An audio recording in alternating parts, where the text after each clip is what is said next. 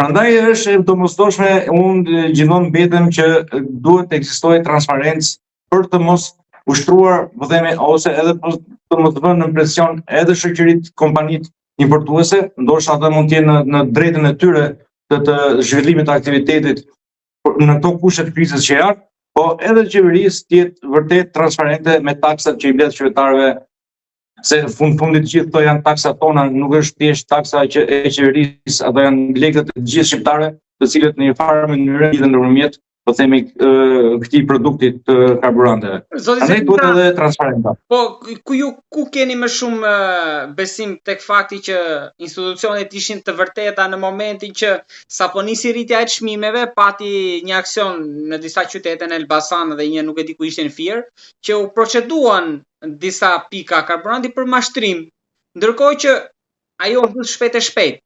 Pra, atëherë ishte realiteti tamam apo është tani? Po jo, këto faktikisht në kohë krizash, jo vetëm në pjesën e karburanteve, por çdo lloj krize, çdo lloj produkti ka patjetër tregtar abuzues, të cilët duhet t'i nënshtrohen absolutisht ligjit, ndoshta dënohen edhe në formën më të ashpër, sepse ky është një abuzim. Po patjetër që në kohë krizash ka po themi nga këto lloj spekulant patjetër. Kjo ndodh sot diku në rrjetet sociale, për lexojsha që edhe në Gjermani do ngrihen grupe për të parë vërtet që ka vendosje çmime spekulative në këto kohë të vështira. Andaj gjithmonë është rreziku dhe edhe gjithë organet e qeverisë, gjithë agjencitë, po themi, duke filluar nga agjencitë e hidrokarbureve, doganave, të administratës hetimore, të hetimeve, ndoshta krimit ekonomik, patjetër duhet të jenë në vëmendje, sepse kjo nuk është një situatë e zakonshme. Karburanti është një element, një produkt kryesor, një nga më kryesorët në zhvillimin e ekonomisë në tërësi. Nëse ajo preket dhe spekulohet me këtë, patjetër ajo çon në rrënim në një farë mënyrë ekonominë. Zoti Zepishta, në fakt në fund të fundit, në gjykimin tuaj, po e fut qeveria dorën, për ta thënë më shkoqur, dorën xhep për këtë krizë, apo vetëm qytetarët? Se pavarësisht uljes së aksizës nga 38 rreth 9 pikë në 20%, realisht ajo ka rritur të ardhurat nga TVSH-ja, që është rritur nga rritja e çmimit të karburantit. Pra, në një farë mënyrë, qeveria apo po fiton apo thjesht po bën merr këtë dhe çon ande dhe asgjë. Po pra, po sipas mendimit tim, në mënyrë para se të vendoste ky rregull, kjo ulje e cila u vendos sot, mendoj që të ardhurat e qeverisë patjetër ishin më të mëdha, TVSH-ja ishte më e madhe, edhe unë e thash edhe në fillim që përfituesi më i madh nga rritja e çmimit në bursa, patjetër që ishte qeveria, me fjalë. Patjetër që atë përfituesi më i madh në këtë skemë do ishte qeveria. Edhe ajo mori një vendim për ta balancuar deri diku këtë. Ajo i ka mjetet e nevojshme, sepse nuk e uli 20%, me fjalë ajo vendos që ka uli 20%, mund ta ulë edhe 30%. Po këto duhet bëhen edhe disa llogaritje që ato e dinë vërtet sa ndikon realisht rritja e çmimit të karburanteve në mbledhjen e të ardhurave në dogan.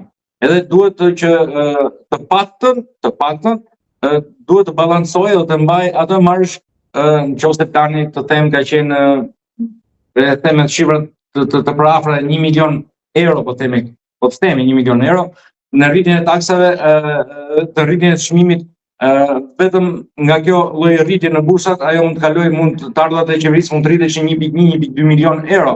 Kështu që ajo duhet bëjë për llogaritje që vërtet të uli diçka nga këto elementet përbërës, po themi taksën e qarkullimit ose aksizën ose këto elementet tjerë përbërës të llogaritjes taksimit në dogan të karburanteve, në mënyrë që vërtet ajo mos të preki të ardhurat e veta nga aksiza, po themi edhe nga TVSH janë të paguara në dogan, po të mbaj atë balancën që edhe të ardhurat e saj të mos cënohen, në fakt të ardhurat e shtetit mos cënohen, po edhe në një farë mënyrë edhe qytetarët të mos rëndohen më shumti nga ç'është vetë kriza në tërësi. Sepse çmimi do të rritet patjetër, nëse rritet çmimi në bursa, pa diskutim çdo që të bëj qeveria nuk mund ta ndaloj, nuk mund ta ulë më tepër se ç'duhet këtë.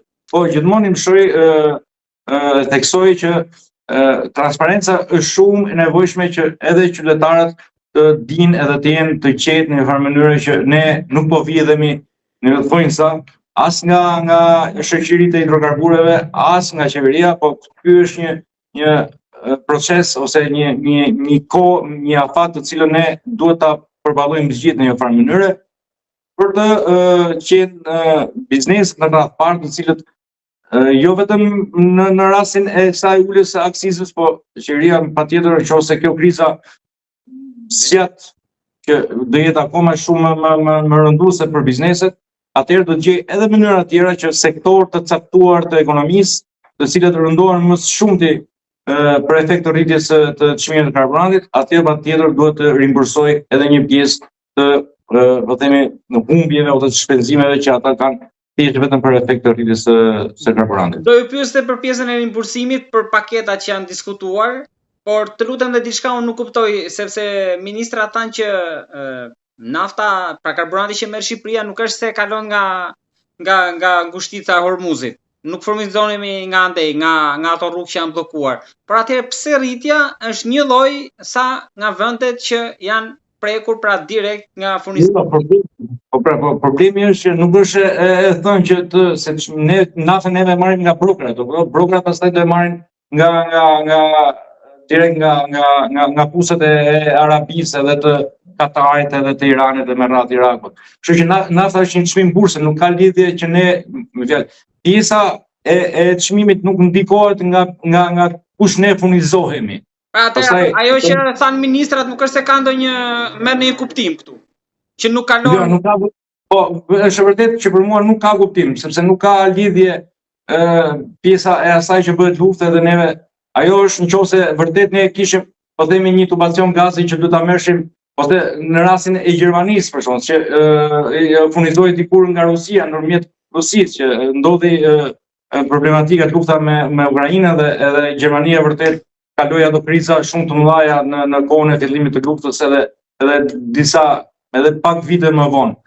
Aty e pritet direkt, ndërsa ne nuk furnizohemi, ne furnizohemi nga brokera, kështu që nuk ka lidhje me po themi thjesht me furnizimin nga vendet arabe. Ose ato brokera që ne furnizohemi, kontraktorët vetë ata furnizohen në Irak. Po themi është që çmimi i karburanteve, i hidrokarbureve vendoset në bursë, nuk ka lidhje me kush është dhe kush e blen. Për dalë tek paketa për rimbursimet, paraprakisht nga ministrat është dhënë një ide që mund të jenë pensionistët e shtresat të nevojë ata që mund të përfitojnë. Sa mendoni si mund të variojnë paketat? Mund të jenë copy-paste atyre të mëparshme të Covidit dhe luftës? Së pari dhe së dyti, sepse kjo nuk është se është diçka izoluar, do prek edhe shportën e ushqimeve rritja. Po, është vërtet. Për mua, në fakt, një lloj kompensimi, rimbursimi duhet të shikohet më tepër në ekonominë, në bizneset që mbajnë ekonominë e vendit, përveç pjesës së pensionistëve të cilët nëse ndikohet akoma në rritjen e çmimeve, që besoj që nëse zgjat kjo periudhë, patjetër që do ketë ndikim shumë të madh, do filloj lidh zinxhiri.